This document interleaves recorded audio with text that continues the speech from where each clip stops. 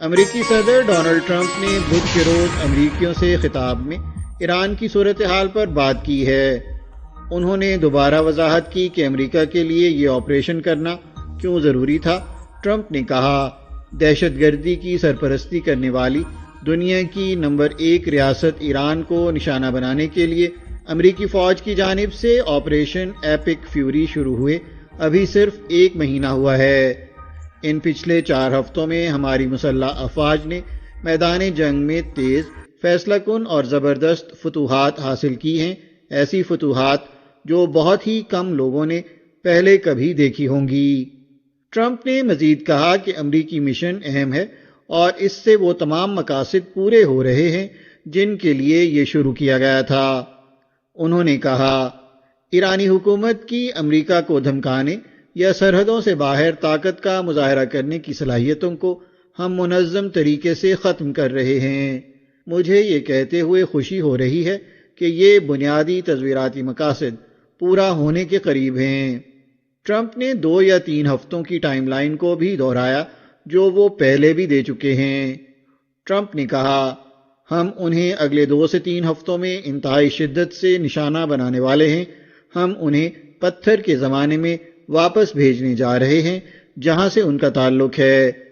انہوں نے یہ بھی کہا کہ واشنگٹن اور تہران کے درمیان مذاکرات جاری ہیں، لیکن انہوں نے اس بات پر زور دیا کہ حکومت کی تبدیلی ان کا مقصد نہیں ہے۔ جاپان حکومت کے ترجمان اعلیٰ نے امید ظاہر کی ہے کہ ایران کے ساتھ جاری جنگ کے بارے میں امریکی مذاکرات درست سمت میں آگے بڑھیں گے۔ واضح رہے کہ حالیہ دنوں میں امریکی صدر ڈونلڈ ٹرمپ نے متعدد مرتبہ ایران کے ساتھ مذاکرات کا تذکرہ کیا ہے۔ ایران جنگ کے بارے میں ٹرمپ کے ٹیلی ویژن پر قوم سے خطاب کے بعد جاپان کے چیف کابینہ سیکرٹری کیہارا مینورو جمعرات کو نامہ نگاروں سے بات کر رہے تھے۔ کیہارا نے کہا کہ ان کی دانست میں ٹرمپ نے تازہ ترین امریکی کارروائی اور موجودہ صورتحال کی اہمیت کی وضاحت کی ہے، لیکن ان کا مزید کہنا تھا کہ وہ امریکی صدر کے مخصوص ریمارکس پر تبصرہ کرنے سے گریز کرنا چاہیں گے۔ کیہارا نے مزید کہا کہ آبنائے ہرمز میں محفوظ جہاز رانی کو یقینی بنانے سمیت مشرق وسطیٰ میں امن و استحکام کو برقرار رکھنا بین الاقوامی برادری اور جاپان کے لیے انتہائی اہم ہے۔ کیہارا نے کہا کہ صورتحال کو جلد از جلد پرسکون کرنے کے لیے جاپانی حکومت بین الاقوامی برادری کے قریبی تعاون سے سفارتی کوششیں تسلسل سے جاری رکھے گی۔ قطر کی سرکاری توانائی کمپنی کی جانب سے لیز پر لیے گئے ایک ٹینکر کو بدھ کی صبح قطر کے شمالی علاقائی پانیوں میں ایرانی کروز میزائل نے نشانہ بنایا۔ قطری وزارت دفاع اور قطر انرجی نے مشترکہ طور پر حملے کی تصدیق کی ہے، کوئی جانی نقصان نہیں ہوا۔ وزارت نے یہ بھی بتایا کہ قطری مسلح افواج نے ایران سے داغے گئے 2 دیگر کروز میزائلوں کو کامیابی سے راستے میں ہی تباہ کر دیا۔ یو کے میری ٹائم ٹریڈ آپریشنز UKMTO کا کہنا ہے کہ اسے 28 فروری سے 31 مارچ کے درمیان خلیج فارس، آبنائے ہرمز اور خلیج عمان میں سفر کرنے والے بحری جہازوں کو متاثر کرنے کے واقعات کی 25 رپورٹیں موصول ہوئیں۔ ایران کے خلاف امریکہ اور اسرائیل کا فوجی آپریشن 28 فروری کو شروع ہوا تھا۔ UKMTO کے مطابق حملوں کی 9 اور مشکوک سرگرمیوں کی 16 رپورٹیں موصول ہوں۔ بین الاقوامی توانائی ایجنسی IEA کے سربراہ فاتح بیرول نے پیشگوئی کی ہے کہ ایران جنگ کے سبب تیل کی سپلائی میں پیدا ہونے والی کمی اپریل میں گزشتہ مہینے یعنی مارچ کی نسبت 2 گنا ہو جائے گی۔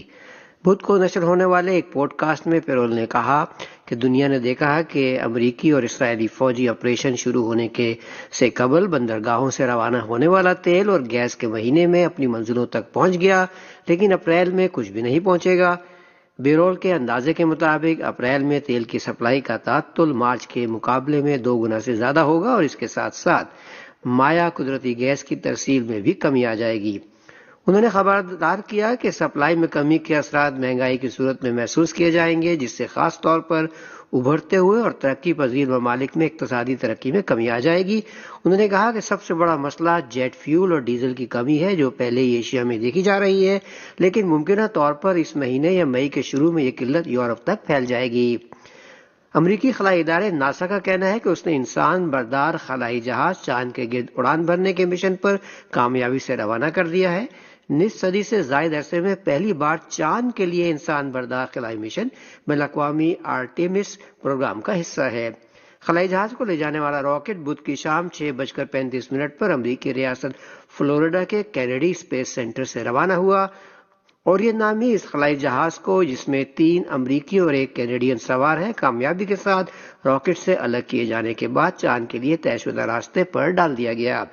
یہ انسان بردار مشن چاند تک اڑان بھرے گا، اس کے گرد چکر لگائے گا اور تقریباً 10 دنوں میں واپس آ جائے گا۔ مشن چھٹے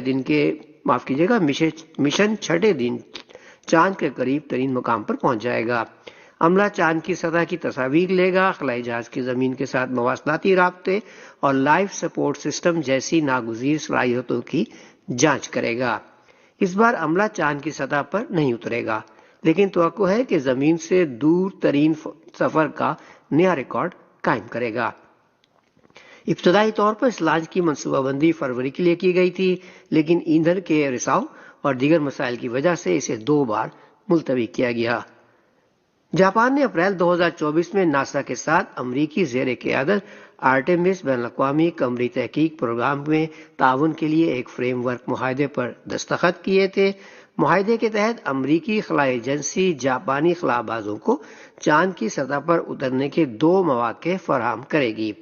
جاپان کا خلائی تحقیق کا ادارہ جاکسا ٹویوٹا موٹر کارپوریشن اور دیگر کے ساتھ مل کر ایک انسان بردار چاند گاڑی تیار کرے گا اور اس کی تیاری اور آپریشن پر اٹھنے والے اخراجات برداشت کرے گا۔ ابھی تک یہ طے نہیں ہوا ہے کہ کون سے جاپانی خلا باز چاند پر اتریں گے، لیکن کچھ افراد نے چاند کی سطح پر تحقیق کرنے کی خواہش ظاہر کی ہے۔ پچھلے سال بین الاقوامی خلائی اسٹیشن ISS کے کمانڈر کے طور پر خدمات انجام دینے والے اونیشی تاکویا نے زمین پر واپسی کے بعد صحافیوں کو بتایا کہ جب انہوں نے ISS سے چاند کو دیکھا تو ان کے دل میں خواہش پیدا ہوئی کہ یہی ان کے اگلے سفر کی منزل ہے۔ انہوں نے کہا کہ وہ آرٹیمس پروگرام میں کردار ادا کرنے کے لیے اپنے بہترین تجربات سے استفادہ کرنے 2 اپریل کو چین کی وزارت خارجہ کی ترجمان ماؤ ننگ نے یومیہ پریس کانفرنس کی صدارت کرتے ہوئے پاک افغان تعلقات میں حالیہ تناؤ کے حوالے سے کہا کہ پاکستان اور افغانستان دونوں چین کے پڑوسی ہیں اور چین ہمیشہ اس بات کی حمایت کرتا ہے کہ دونوں ممالک بات چیت اور مذاکرات کے ذریعے اپنے اختلافات کو مناسب طور پر حل کریں۔ چین کشیدگی میں کمی اور دونوں ممالک کے تعلقات کو بہتر بنانے کے لیے تعمیری کردار ادا کرتا رہے گا۔ 2 اپریل کو چینی وزارت خارجہ کی ترجمان ماؤ ننگ نے یومیہ پریس کانفرنس میں کہا کہ موجودہ عالمی توانائی کی قلت کی بنیادی وجہ مشرق وسطیٰ کی کشیدہ صورتحال ہے اور فوری ضرورت اس بات کی ہے کہ فوجی کارروائیوں کو فوری طور پر بند کیا جائے تاکہ عالمی معیشت پر مزید منفی اثرات نہ پڑیں۔ امریکی صدر ٹرمپ کی جانب سے آبنائے ہرمز میں براہ راست تیل پر قبضہ کرنے کے لیے دوسرے ممالک کو اکسانے کے حوالے سے ترجمان نے کہا کہ آبنائے ہرمز میں بحری نقل و حمل کے مسئلے کی بنیادی وجہ ایران کے خلاف امریکہ اور اسرائیل کی غیر قانونی فوجی کارروائی ہے۔ صرف فائر بندی اور جنگ کے خاتمے سے ہی بین الاقوامی آبی گزرگاہوں کی حفاظت اور ہموار بہاؤ کو بنیادی طور پر برقرار رکھا جا سکتا ہے۔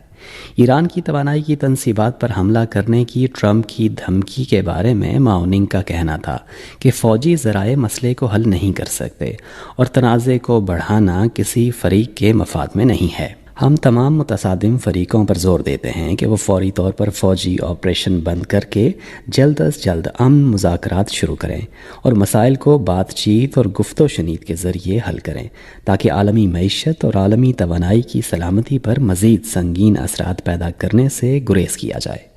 پریس کانفرنس کے دوران اس سوال پر کہ آیا چین آبنائے ہرمز سے تیل کی محفوظ ترسیل کو یقینی بنانے کے لیے بین الاقوامی تعاون پر غور کر رہا ہے، چینی ترجمان نے کہا کہ اس وقت کلیدی امر یہی ہے کہ فوجی کارروائیوں کو جلد از جلد بند کیا جائے اور تمام فریقوں کو اس سلسلے میں کوششیں کرنی چاہیے۔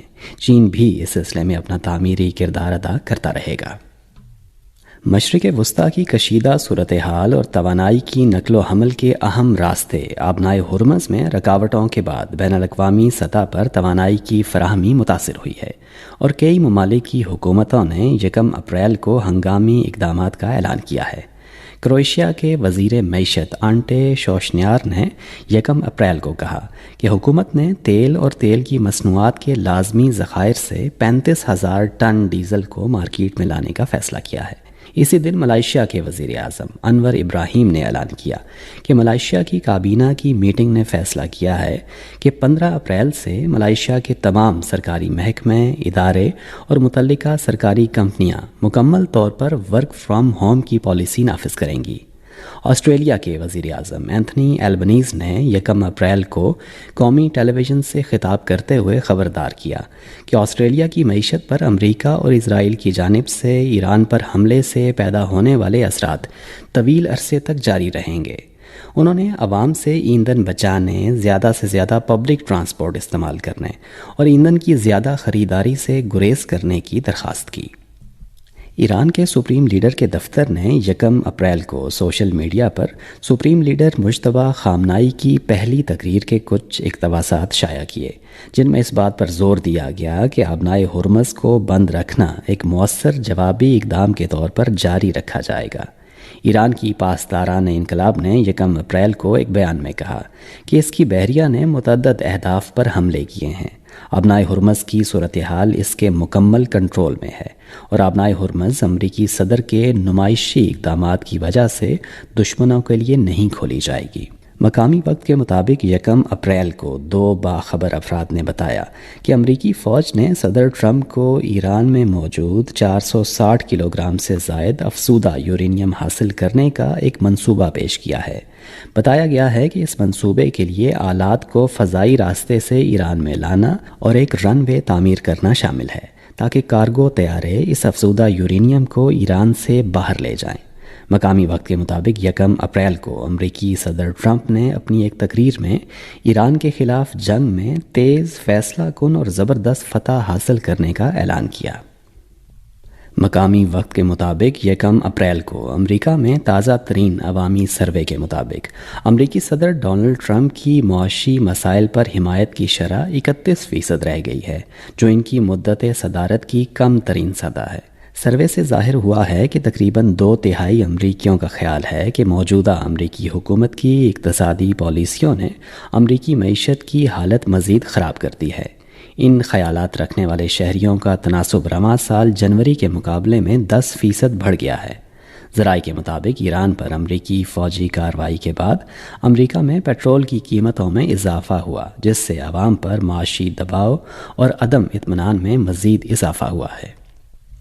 امریکہ کے مشرقی وقت کے مطابق 1 اپریل کی شام ناسا کے پروگرام آرٹمس مون مشن 2 میں نئی جنریشن کا moon landing rocket space launch system Florida کے کینیڈی اسپیس سینٹر سے لانچ کیا گیا تاکہ چاند کے گرد پرواز کا انسانی مشن انجام دیا جا سکے۔